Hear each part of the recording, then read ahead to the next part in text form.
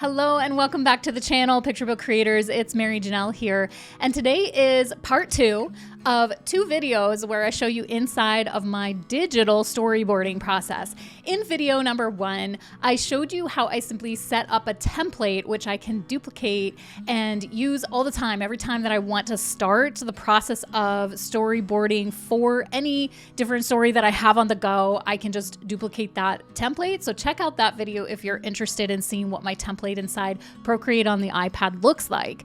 And today I'm going to show you the actual art and the thumbnail drawings and, sort of the storyboarding process inside of Procreate on the iPad, and show you a little bit more in detail the artistic process behind my digital storyboarding. So let's hit the studio.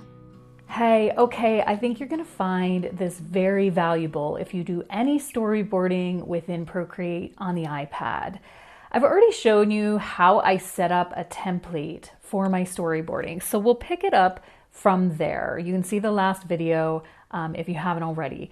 We'll pick it up from opening our storyboard thumbnail template, and we'll just start here from my artistic process of doing an entire collective storyboard where you can essentially look at the sketch of an entire picture book, your plan. I consider this like a blueprint. And that's why, although in building, blueprints are very precise, here in my picture book world, my blueprint is not necessarily precise because it's more like clay in my hands that I mold and shift as the story and the illustrations unfold. And so I consider this like loose brainstorming, but there are some very particular guidelines that I give myself that I'm going to share with you today. And I actually think you're going to find it really helpful, especially if you're at the beginning of a project or you're starting a new project and you're evaluating things that did or didn't work in your illustrations. So in this video, if you watch until the end, what I'm going to be showing to you is my 3 different templates that I use. The storyboard template, which you're already familiar with, the element design template, because I illustrate elements separately, and a page template where I design an entire page. I'm also going to show you things that I'm bearing in mind, such as story pacing and the different types of illustrations. And I don't mean the style of your actual drawing or renderings. What I mean is types of illustrations such as double page, single page, vignettes, framing, and so forth. I'm going to touch on that a little, though I hope to dedicate an entire video, a standalone video to that. So stay tuned on the channel, subscribe to catch that one when it rolls out. I'm going to show you essentially what dividing a manuscript for a 32-page picture book is going to look like in terms of that rough brainstorm blueprint, and how I brainstorm the flow, how I zoom in to do the thumbnails, how I choose from the thumbnails what elements I want separately, and I do them in an element using an element template because I want the elements rendered at a certain size, pixels and file size, so forth. And then how I bring those files into a page and begin to create the illustrations of the page. And you'll see a finished page today from me. So that is essentially what's going to unfold in this video. And I don't want to waste time, and I don't want this to take too long. But I am guessing here at the beginning that it's going to be at least a 20-minute video, if not a little bit more. But I do feel you're going to really get your value for watching the whole thing and seeing my process for however it can help your process. So let's start by quickly showing you that I use 3 main templates when I'm illustrating. The first is the storyboard template that you're used to and that you're already familiar with. And I want to pause for a second and just define my terminology of a template is a file that I have saved in Procreate that I label in caps template, and I never do art within that file. What I do is I select it and then duplicate it and rename it, and then that becomes the file in which I can create in. So typically in my gallery of Procreate, I have like my templates set up, and then I just duplicate them and use them. And here is just like a sneak peek here at my latest publication called A Busy Day in ABC Woods. It was all rendered in the way that I'm about to show you, where you can see that I have my elements are separate. And by elements, I mean different parts of the page that I wanted rendered on their own. So for example, these porcupines have their own rendering page, and then I would have imported them into the porcupine page. And that's the full page that got used in my picture book.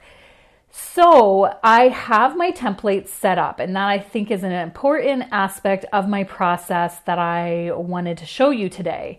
And then I have 3 templates. I have the storyboard, the elements that I showed you just now of how the porcupines were rendered in their own, and that's for sure a minimum of 300 DPI. I make square picture books for kids, so it's typically always a square template set up with 300 DPI. And when I'm making elements, I don't worry about factoring in a bleed in those dimensions. But when I set up a page template, I do factor in for a bleed. And what I should say about that is to see a previous video that I have, what is a bleed. And as well, I plan to make an upcoming video on bleed dimensions and the standardized bleed dimensions. So stay tuned for those. But I have the basic template set up for these 3 things. Now, before I get into the artistic process, I want to share with you my mindset when I'm doing this, because when I'm creating and visualizing an entire storybook, okay, an entire picture book, I'm keeping in mind, as you know, if you've done this before, you're going to understand this process. Maybe you're trying to get better at it, and we're all exploring new ways of doing things. But essentially, I'm keeping in mind the entire story and how it's going to flow. As picture book illustrators, we're not rendering one picture or one piece of art. We're rendering an entire cumulative group of motions, essentially, getting children to turn the page and be curious of what's next. And so we're keeping in mind this big picture, the art of the whole entire book, including the design, the style, the placement of the font, making it creative with all these little elements and personalized style. And in that all, you have to serve the manuscript justice, okay? So that's a funny way to put it. Serve the manuscript justice. I don't know. I just made that up. Do justice to the manuscript is what I'm trying to say. So typically when I'm illustrating, I have a hard copy of the manuscript handy. And I have already, at this point, got it pretty solid. And I write and illustrate my own picture book. So if you're working with another writer, it's going to be handed to you in the way that they want it presented. For me, sometimes I go back and do some little minor edits, nothing major, but minor edits might come later to the writing of the picture book. But here I have a hard copy, and I've typically divided the hard copy into pacing for the picture book. So if you're curious about this process, because I'm not going to get into it today, I have another storyboarding video, and that video tells about how I divide the manuscript into page sections, and I mark it for myself, and it shows that part of the process. But I will say today that I use picture book pacing when I'm writing and illustrating. I use picture book pacing that looks like this. So when I'm writing, I keep in mind the beginning, middle, and end of the story. The beginning is my world building and my scene setting. The middle is the conflict begins to get introduced. It rises to like the maximum amount of climax and conflict. And then of course, we have the end of the book where there's a resolution and the world returns to a beautiful state. That is a story. That is how storytelling works. There's a beginning world building, a middle climax and problem, conflict, whatever you want to call it, and then the end resolves. Now, for myself and what I like to mentor in picture book creation is to keep in mind this rule of thumb that for a 32-page, 1,000-word picture book, it will typically look like 3 pages of the book is dedicated to front matter, and you can see my front matter video. 7 pages is dedicated to the beginning, which is world building. 14 pages is the middle climax, problem, falling action. I get into that when I teach writing for picture books. And then the end is a resolution, and we bring the world back to the beautiful state, an even better state, and your character is transformed and so forth. And then, of course, we need at least 1 page of back matter. Now, this is what I'm keeping in mind when I'm writing a manuscript, but it also applies to the entire storyboard. Let me open the correct one here, where I am keeping in mind that this is a 32-page book. The gray areas reflect where I want my front matter. And then I realize that since I wrote with that kind of pacing in mind, I will illustrate with that kind of pacing in mind. So that will tell me that about 7 pages, and to be honest, I typically use page 4 and 5 for my story because my stories need a little more space. But if I don't have a story that has that much content, I will use 4 and 5. What I'm looking at here is this page spread. I'll use that for either for the story or front matter. So it's kind of flexible there for me. But when I'm looking at that picture book pacing that I had in mind when I was writing, I will be using page 1, 2, and 3 for front matter. And then I'll be using page 4, 5, 6, 7, 8, 9, and possibly around 10 for the opening of the book, the world building, the introduction of characters, and so forth. And then I'll be keeping in mind from about page 11 to 23, it's the problem and all the, all the middle of the book where it's the problem and the problem solving and the figuring it out. And then here at the end of the book, we resolve. So I am also bearing that in mind when I am doing my initial storyboarding. Now, with that said, and another video will be dedicated to this, I am always keeping in mind illustration types. Now, what do I mean by illustration types? Double page spreads, single page spreads, framing, spotlights. In case you don't know what a spotlight is, it's a small isolated illustration or a section like a comic panel that highlights individual actions. For example, if a character is putting on their boots, it might just be this one little spotlight illustration of the character doing that action. It's ideal for showing progression. So you might have a character fully getting dressed, putting on their boots and, hat and coat and mitts to go outside and play. And then you'd have these little spotlights showing the action, perhaps across a double page.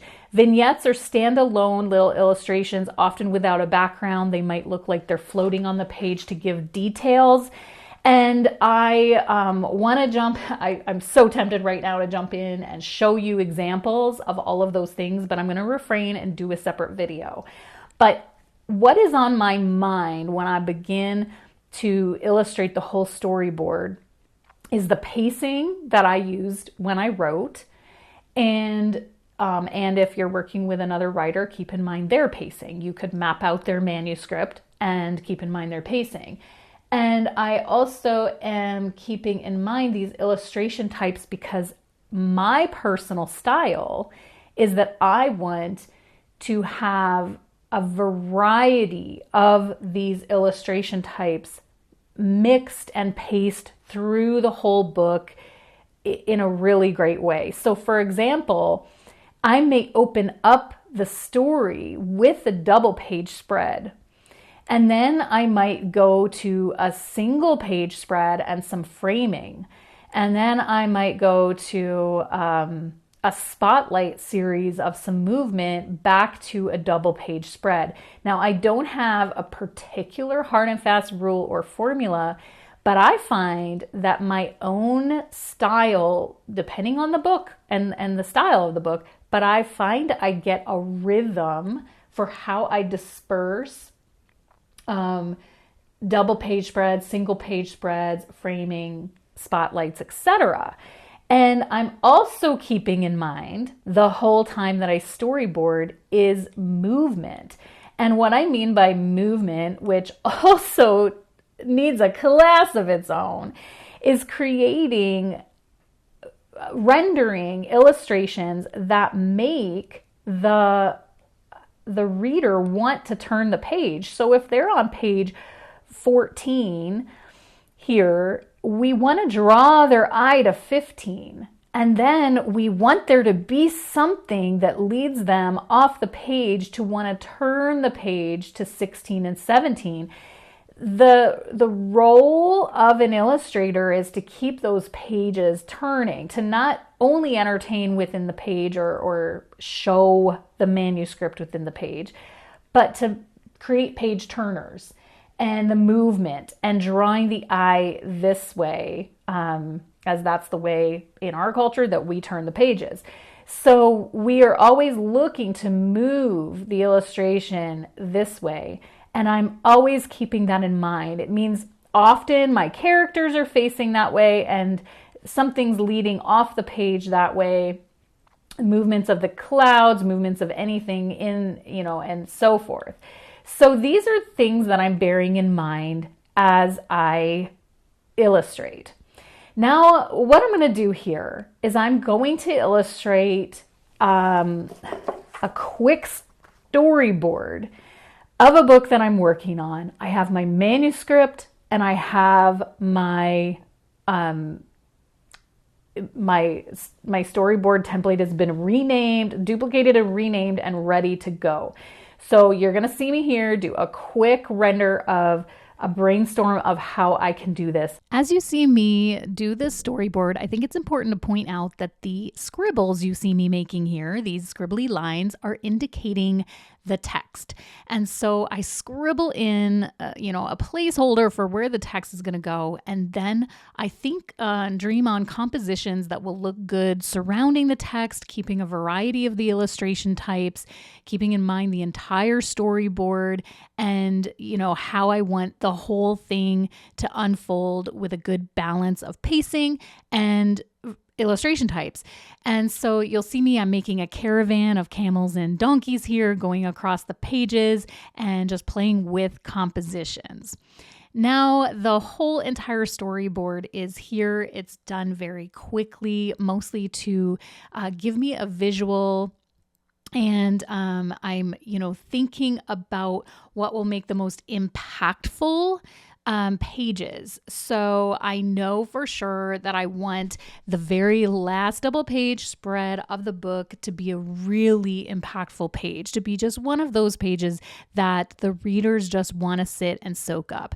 So I'm really thinking about what makes it stand apart and different from the rest of the pages. Okay, so this is my first brainstorm passover of an entire storyboard. And what I find fascinating about this is that as I looked at the different sections of my manuscript and I figured out through my page numbering system what actions and what was going to be shown on each story, on each page, I realized that there were some illustrations that I was sort of duplicating and I needed to choose where that render would be most impactful, like where I would prioritize it. So this is really rough to show you, but on page 9, I have my little donkey character, a baby donkey and his mom, kind of face to face here, and she's telling him about an important trip they're going to take. And I storyboarded it like, I'm not sure if you can tell, but mama donkey, baby donkey. And I realized at the end of the book, after baby donkey is lost and reunited with his mom, I wanted to have a moment of them face to face. Now this, of course, is really rough too. This is supposed to be mommy donkey face to face and baby donkey. So what it shows me is that if I want this page to be a priority illustration of when mom and babe are reunited, I need to rethink the composition of this page 9. And so that is the type of exercise and process I'm going through when I'm doing this whole entire brainstorming, is I'm looking for composition, flow, double page, single page, where I'm going to frame, vignettes, ideas, and then making sure that I'm putting priority on certain illustrations. So in my process, I will have a lot more detail put into a double page spread, and I'll have even a single page spread, but I'll have some pages that are very simple. And I'm kind of going through this at this point and going, this is a page I want to put a lot of time and effort and rendering into when mom and babe are reunited. I want their expressions in that moment to be perfect in my storybook. I also want this very last page of like the entire storybook. It's a double page spread. It's going to be of the starry sky and kind of like a wide angle of the entire setting. And I want that to be really good and like a very impactful illustration. I also want this one to be. And so I'm kind of looking and doing that sort of process. Now, as I mentioned in my last video where I showed my template of how I storyboard, I can now go in this document. I've already got set up some thumbnail templates and they're above my storyboard. So I can essentially turn on my thumbnail templates and begin to work through more detailed, and I never get too detailed, but more detail on each one of those pages. Okay. Now, after I do that, and I've gone through my process of storyboarding and thumbnailing, I will then look at the whole entire project and the illustrations that I know for sure I'm not going to change my mind on and I'm ready to move forward with. I will look at that illustration. So for right this second, you're looking at a very fast rendering of page 6 and 7. I didn't even finish it here for you, but there's going to be bear with me one moment here. There's going to be the mom donkey and baby donkey nose to nose right here, and the whole herd of donkeys are sort of in the background. And I've decided 100% this is going to be my opening double page spread. So now what I do is I look at this and I think, which parts of the illustration do I want to render in a separate file, so that later in the future of promoting my picture book, I have the ability to make posters with this file, stickers with this file, and I have a separate large rendering. And I knew for sure I wanted my little donkey jumping after a butterfly to be rendered in its own file. So at that point, what I do is I have a template set up for that kind of file. And as I mentioned, I'm making a square picture book. So it's a square file. It's a minimum of 300 DPI, which in Procreate on the iPad gives a certain amount of layers, which my layers and what Procreate gives me is always a consideration. And one of the reasons why I render elements in a separate file. So what I do at that point is I take the concept from my thumbnail and I begin to render portions of it in separate files. So I'll show you that now. So here I have my baby donkey leaping. Okay, so if you look at all the different layers that I have, I'll also say, now this could be an entirely separate bit of a teaching, but by now I've picked out my palette. I always store a palette for every picture book. So I have a color palette that is just for my donkey.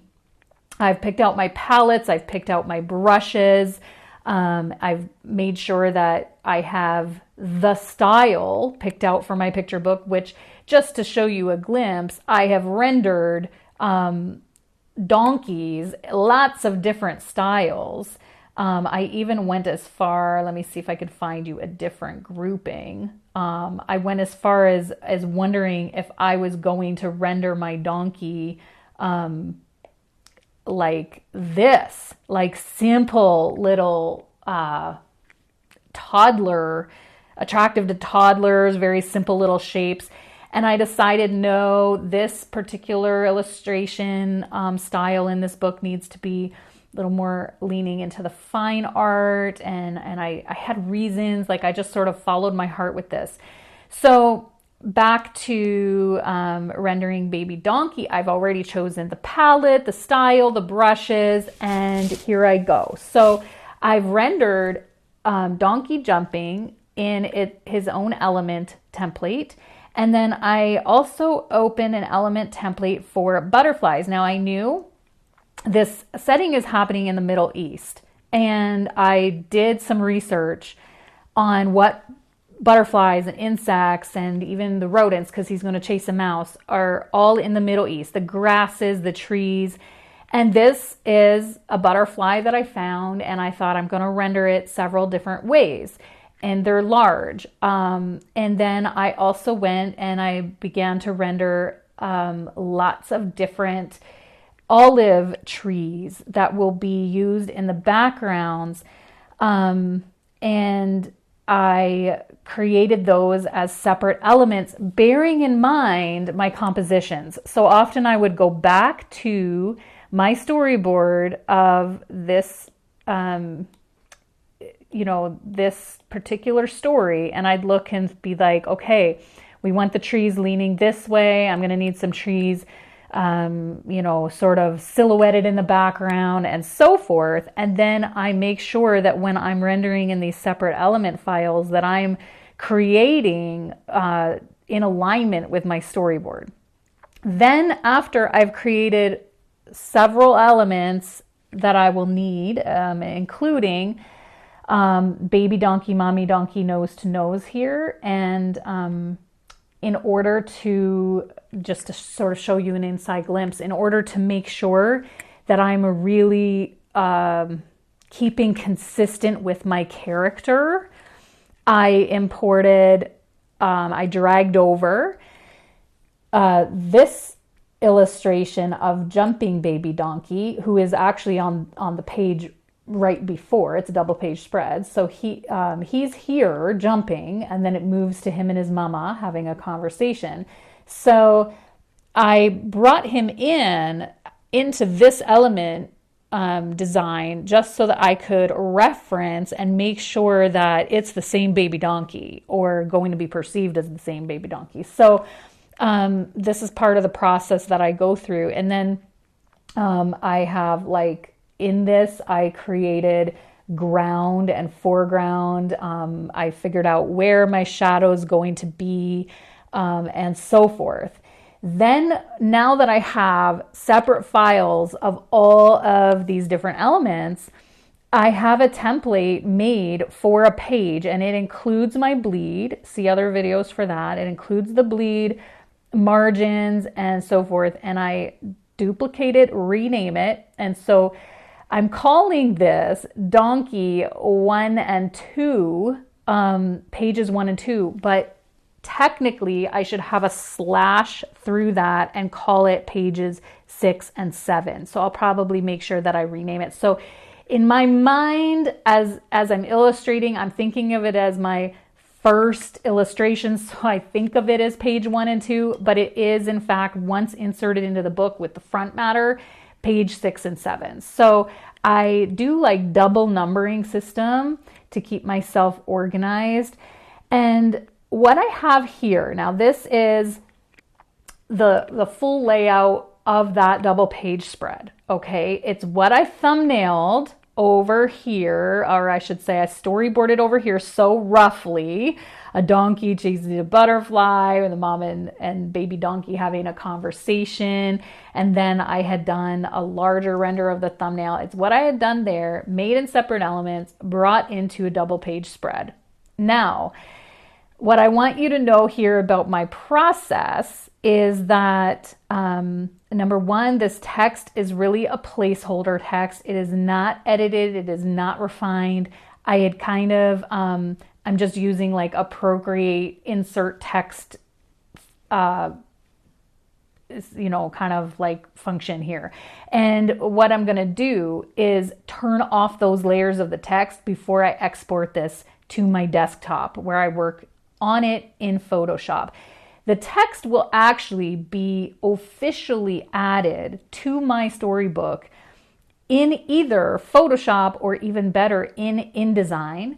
You can see how I format my picture books using a Google Drive transfer, Photoshop touch-ups, and InDesign for my final PDF rendering for Kindle Direct Publishing. So that's you can see that, but essentially I do not recommend adding your text in Procreate. It is too, what I'm going to call, fiddly, because if you ever need to edit, you're going to need to come back to this program, edit, export, reformat, and so forth. So what I have is placeholder text. This text is just showing my brain where I plan to place the text. Okay, so it doesn't need to be perfect. It just needs to jog my brain. So here I have, of course, my text files, which I can turn off. Those are text layers. And then I have some little guidelines that sort of show me middle of the book. So I know what's going to be in that crease. That layer gets turned off as well. And I have imported, or let's say dragged over from one Procreate document to another. I've dragged over the main elements. So where are they here that I can show you? Here is the main baby donkey. He is the one jumping after the butterfly, and he is fully rendered in another document and brought into this one. So essentially he's only taking up one layer in my very large file of Procreate, which, because it's a large file, it gives me less layers. So then, and that's another whole Procreate talk there, but then I have every butterfly on its own layer, which were rendered as separate elements. And I have that tree, the main tree here, on its own layer. Now, what I do want you to notice as part of my artistic process here is, even though I've dragged in the main element of this tree, where is it again? I have done a lot of artistic work in this double page spread as well. I have added let's look here. I've added an opaque white background, hard to see, but it blocks in the tree so that there's no transparency of the tree that I brought in. I have added grasses, and can you see that layer turning on and off? It's like a depth, a shadow with a pencil, just enhancing the shadows. I've also enhanced the lighting, because once you get it into your main document, or your main page spread, you want to then begin to really create the life and the light. And then you'll see that going across the page here, I have all these little olive trees leading the eye over to the tiny herd in the background of the mom and babe. And so I've led the eye, and those are all separate, either separate little elements, or I've sketched them right in this particular document. So there is a lot of art, even though I make elements in other documents, there is a lot of art that happens in this one. And then as well, for example, this sunshine, you might not see it turning on and off behind Mom and Babe, but there's the sunshine, and all of that is rendered right in this document. Now, at this point, you've seen me do the storyboard, the elements, and bringing it into this double page spread. At this point, I would turn off any layers I don't want. Let's just say I'm finalizing things here at this point. So I would turn off that line that shows me the middle, and I have what I want to send to my desktop. At that point, you can now watch the video I have on formatting the picture book, because it'll show you my process of sending this file into my Google Drive, downloading it, opening it in Photoshop, and then doing final tweaks in Photoshop, because there's certain things that I have control of in that program on the desktop. And of course, my desktop monitor is bigger, and it's like a whole other viewpoint than this iPad screen. And then the files go into InDesign, and the text, the manuscript text, is added, and that is the process. So this has been quite a lot of information for you today, but for those who are really interested in storyboarding and illustrating in Procreate, I believe that this glimpse inside my process will have lots of helpful tips and ideas to introduce into your process. So there you have it. I hope that gave you a glimpse inside of the artistic part of my digital storyboarding process, and that somehow it sparked your imagination, maybe gave you some ideas of how you can incorporate digital storyboarding into your work if you don't already. Maybe you're, loving good old-fashioned pencil to paper storyboarding. And if that's the case, I have a video that you might like to check out on good old-fashioned analog storyboarding. And I do both. I toggle between them depending on what inspires me, what I'm working on, and kind of like what's happening in the flow of that particular storybook, and kind of what's closest to me. Grab the pen and paper or grab the iPad. But either way, I do have a process, and I hope it's helped you to see the last two videos where I show you my templates inside Procreate, and I showed you my artistic process inside of Procreate as I do my digital storyboards. If it's helped you, leave a comment below. If you have questions, leave a comment below. Or suggestions. If you have suggestions on how you have some processes that you think would help the community, feel free to share. I would love to see this community grow, thrive, and even help each other here in the comments as we all pursue picture book creation together. Bye for now, everyone.